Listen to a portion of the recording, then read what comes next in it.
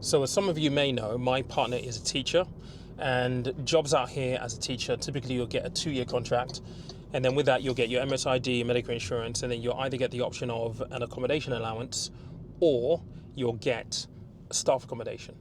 So we opted to take staff accommodation for a couple of reasons. First, it meant that we didn't have to have the initial financial outlay of paying for rent upfront for a year. Second, it allows us to kind of move over here without having the pressure of finding accommodation, but also getting our bearings as to whether or not we're going to like particular areas to live. We can then explore from where we are in Town Square into other areas, so on and so forth. It's also one of the key considerations that we made, because obviously I'm moving my business over here, and with the move, sometimes you lose clients, sometimes you retain clients. And for me, I wanted to have the time so that I could kind of let my business settle for the fact that I've just moved to a different country. Some clients may or may not want to work with me. And it will also give me time to develop my business over here as I plan to expand as well. So the idea of taking the staff accommodation was more about security more than anything else, and the fact that it just presented an easy, stress-free option where we could move and get ourselves established, situated, without too much of that additional thinking as a basic requirement. Now, the issue that you have when you take staff accommodation is that if you move on, like quit your job, or you get terminated, your contract gets terminated, then you've got to find an alternative accommodation arrangement, right? And if you were taking the allowance, then the allowance is effectively just going to stop. Now, in my partner's circumstance, the school that she's been at since August is just shit. The team is shit, the principal's a fucking weasel. Forgive the language, but it really infuriates me how they've treated her. Intimidation tactics, all kinds of stuff. And we did not know that this school was not going to be a school that treats its people well. And it's really weird because they have this law over here that you cannot badmouth or give a negative review of a company, which I think needs to be changed, considering that people are moving here, changing their lives, only to go to a school that is just a shit school, and a shit school is always going to be a shit school. You would want to know these things ahead of time, and you just can't find that information out, or at least I couldn't find that information out, we couldn't find that information out. So as it currently stands, she is going to be leaving. Her last day is the 27th of June. And so 2 weeks after that, we need to move out of the staff accommodation to a new place. Now, also with this, because I've already mentioned this before, because she's leaving the school, her Emirates ID, residence visa, and medical insurance will also get cancelled, which means that we need to find provisions for that. Now, the silver lining is this. I set up my business here.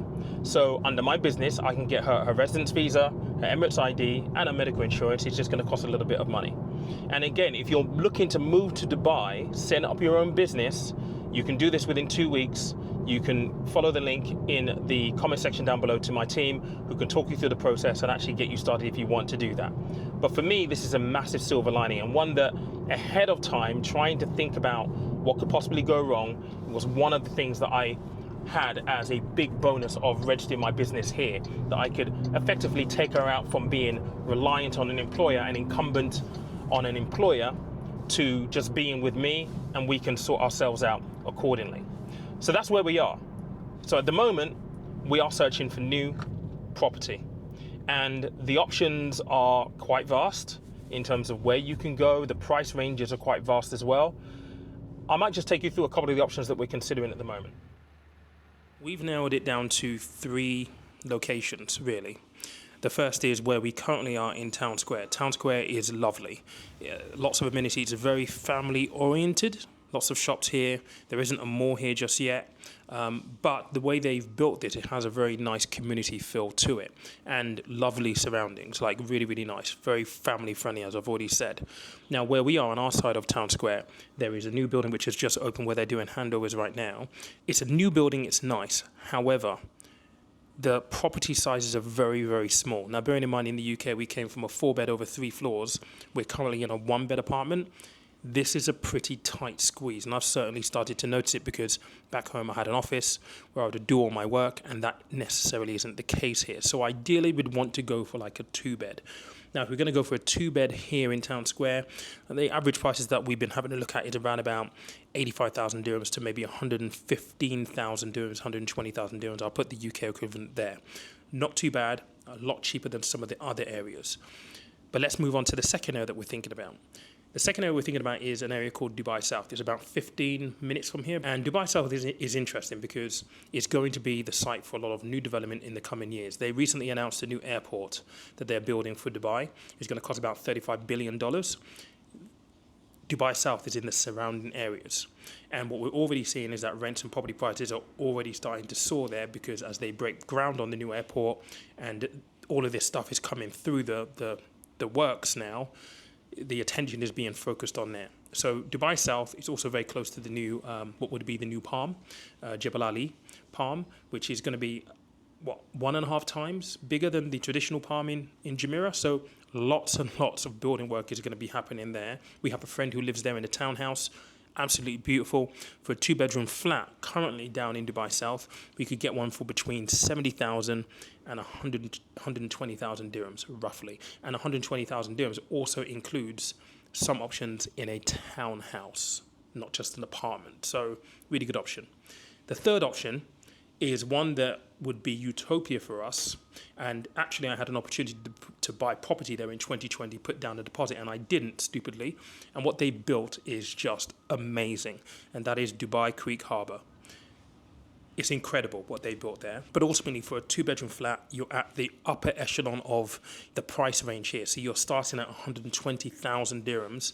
I think I saw a place there for just under 200,000. I think I saw one for 250,000 dirhams as well in Dubai Creek Harbour. So quite expensive. But that comes with what they built there.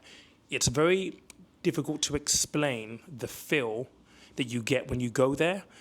I want to say it's almost very, I don't know, Miami-ish there. Very strange, but it's definitely got a unique feel to it, and it's beautiful. It's absolutely stunning. So those are the 3 potential areas. That's where we're going to be looking. We might spread our wings a little bit, go a little bit further, but these are the areas that we definitely have seen and we know people in, that I guess will be the beginning of our search. So look, what is the moral of this story? You've probably heard a few things that you'll remember from previous vlogs. Make sure that you're prepared for this move. Make sure that you're prepared for any potential hiccups, and make sure ultimately that you have cash behind you. That's really what's most important here. But look, I'm going to be in the UK. I'm flying actually 2 a.m. this morning. I'm going to be in the UK for a week for work and for a mate's 40th birthday. So the vlog next week might be a little bit of a comparison between the UK and Dubai, because it's my first time going back to the UK since I moved here in December. And it will be very interesting for me to kind of take in just the general vibe, getting off that plane and seeing my friends and comparing it to life here. It might be a little moany. I'm going to warn you right now, but who knows? I don't know what's going to happen just yet, but thank you so much for watching this video. Again, if you're looking to register a business, there's a link in my description down below for you to talk to the team, and they can talk you through the process of getting it all set up in 2 weeks. But until the next one, I'll catch you later on. Cheers.